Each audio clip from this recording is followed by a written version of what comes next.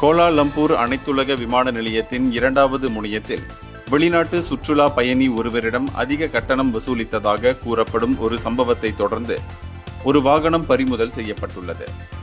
2 நாட்களுக்கு முன்பு இணையத்தில் பரவிய இந்த சம்பவத்தில் ஓட்டுநர் ஒருவர் 60 ரிங்கிட் கட்டணம் என்று கூறி பின்னர் 800 ரிங்கிட் கேட்டதாக சம்பந்தப்பட்ட வெளிநாட்டு சுற்றுலா பயணி தெரிவித்துள்ளார். எனவேதான் இணையத்தில் பரவிய இந்த பதிவின் அடிப்படையில் போக்குவரத்து அமைச்சர் அந்தோனி லோப் இந்த சம்பவத்தை விசாரிக்குமாறு சாலை போக்குவரத்து இலாகாவை அறிவுறுத்தினார். இதனைத் தொடர்ந்து ஜேபிஜே KLIA-வில் ஒரு ரகசிய நடவடிக்கையை தொடங்கி நேற்று இந்த சம்பவத்தில் தொடர்புடைய ஓட்டுநரை கைது செய்ததோடு அவரது வாகனத்தையும் பறிமுதல் செய்தது. இது தொடர்பாக சம்பந்தப்பட்ட ஓட்டுநர் மீது காவல்துறை வழக்கு பதிவு செய்துள்ளது. அதிரடியான நடவடிக்கையை பாராட்டிய அமைச்சர் லோப் நாட்டின் நற்பெயருக்கு களங்கம் விளைவிக்கும் ஓட்டுநர்களுக்கு தனது அமைச்சு எந்த சலுகையும் அளிக்காது என்று கடுமையாக எச்சரித்தார்.